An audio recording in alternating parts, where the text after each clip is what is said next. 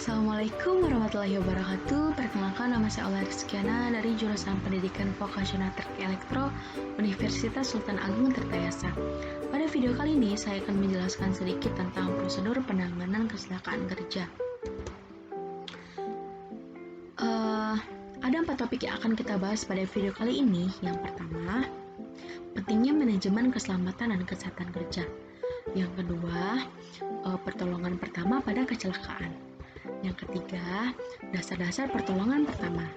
Dan yang terakhir, identifikasi kecelakaan kerja. Langsung aja kita masuk pada topik pembahasan yang pertama, yaitu pentingnya manajemen keselamatan dan kesehatan kerja. Terdapat beberapa alasan mengenai penerapan manajemen ketiga pada suatu pekerjaan maupun perusahaan. Hal tersebut dapat kita tinjau dari aspek manusiawi, ekonomi, undang-undang, dan nama baik suatu institusi. Berikut ini merupakan beberapa argumentasi mengenai pentingnya sistem manajemen ketiga.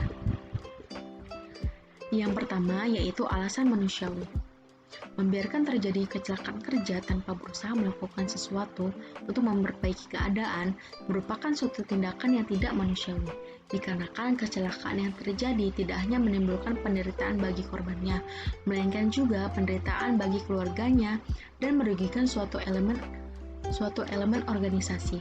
Oleh karena itu, pengusaha atau institut harus mempunyai kewajiban untuk melindungi pekerja atau rekan kerjanya dengan cara menyediakan lapangan kerja yang aman. Yang kedua yaitu alasan ekonomi. Setiap kecelakaan kerja yang terjadi akan menimbulkan kerugian ekonomi, seperti kerusakan mesin, kerusakan peralatan, bahkan bahan dan bangunan, biaya pengobatan, dan biaya santunan kecelakaan. Oleh karena itu, dengan melakukan langkah-langkah pencegahan kecelakaan, maka selain dapat mencegah terjadinya cedera pada pekerja, kontraktor juga dapat menghemat biaya yang harus dikeluarkan. Yang ketiga yaitu alasan undang-undang dan peraturan. Undang-undang dan peraturan dikeluarkan oleh pemerintah atau suatu organisasi bidang keselamatan kerja dengan pertimbangan bahwa masih banyak kecelakaan kerja yang terjadi. Makin meningkatnya pembangunan dengan menggunakan teknologi modern, sedangkan kesadaran mengenai keselamatan kerja sendiri kurang diperhatikan. Dapat dicontohkan, pekerjaan konstruksi merupakan kompleksitas kerja yang dapat merupakan sumber terjadinya kecelakaan kerja dan pentingnya arti tenaga kerja di bidang konstruksi. Alasan yang keempat yaitu nama baik institusi. Suatu perusahaan yang mempunyai reputasi yang baik dapat mempengaruhi kemampuannya dalam bersaing dengan perusahaan yang lainnya. Nah, reputasi atau citra perusahaan juga merupakan sumber daya penting terutama bagi industri jasa, termasuk jasa konstruksi. Nah, karena berhubungan dengan kepercayaan dari pemberi tugas atau pemilik proyek. Kita masuk pada topik pembahasan yang kedua, yaitu pertolongan pertama pada kecelakaan. Nah, pertolongan pertama pada kecelakaan ini merupakan suatu tindakan atau penanganan awal yang dilakukan dalam suatu insiden ataupun penyakit. Perawatan pertama biasanya dilakukan oleh orang yang bukan ahlinya, melainkan orang yang berada pada kejadian atau insiden tersebut, sambil menunggu dari pihak yang lebih ahli. Dapat dikatakan bahwa pertolongan pertama adalah perawatan pertama kepada seorang yang mendapat kecelakaan atau sakit yang tiba-tiba datang sebelum mendapat pertolongan dari medis. Kita masuk pada topik pembahasan yang ketiga, yaitu dasar-dasar pertolongan pertama.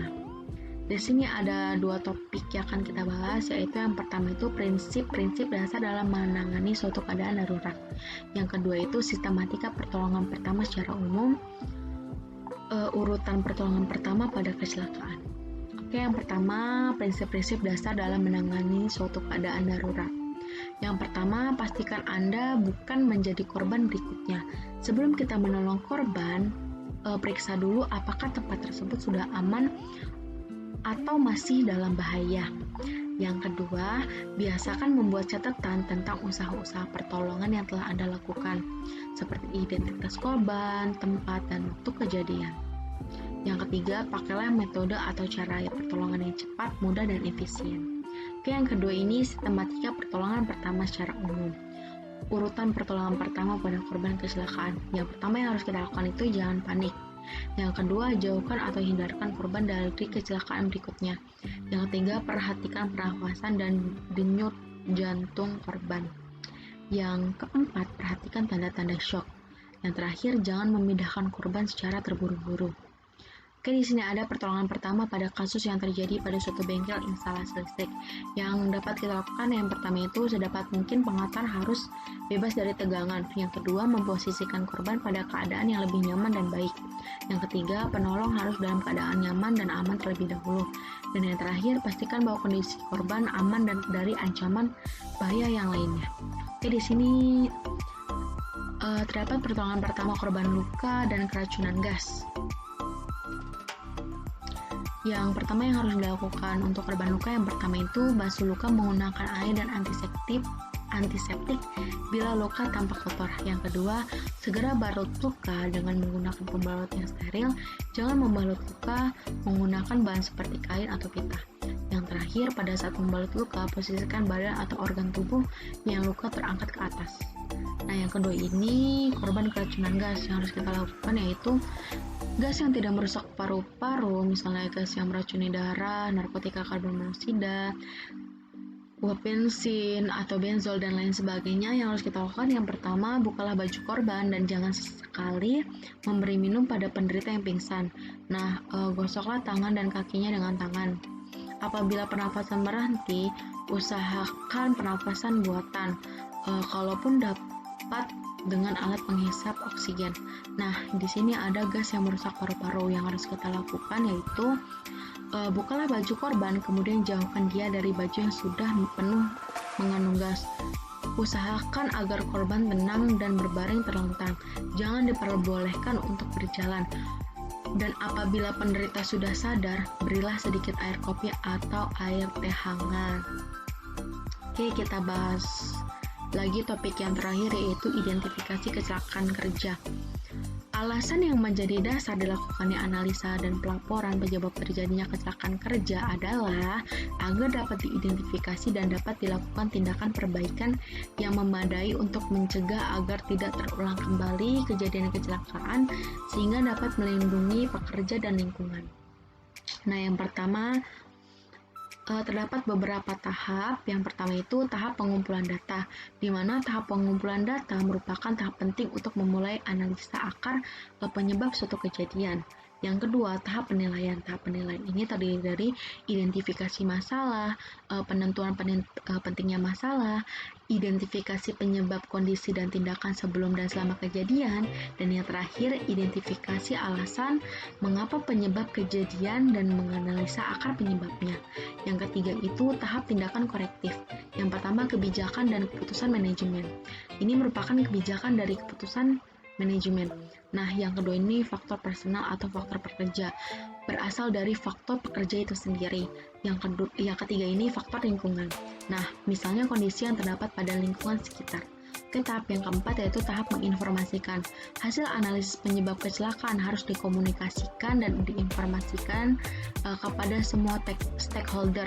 Nah, penjelasan kepada pekerja yang berhubungan dengan proses terjadinya kecelakaan secara detail dilakukan melalui daily meeting, newsletter, papan informasi, dan lain sebagainya. Oke, tahap yang terakhir yaitu tahap tindak lanjut. Nah, pada tahap ini merupakan tahapan untuk menentukan apakah tindakan perbaikan telah efektif dalam memecahkan masalah. Kajian efektivitas sangat penting untuk memastikan bahwa tindakan perbaikan yang telah ditetapkan dapat mencegah kejadian agar tidak terulang kembali. Oke, cukup sekian video kali ini. Terima kasih buat kalian yang sudah menonton video dari awal sampai akhir. Cukup sekian video kali ini. Mohon maaf jika banyak kekurangan. Sampai jumpa di video selanjutnya. Bye-bye. Oh iya, jangan lupa utamakan keselamatan dan kesehatan kerja.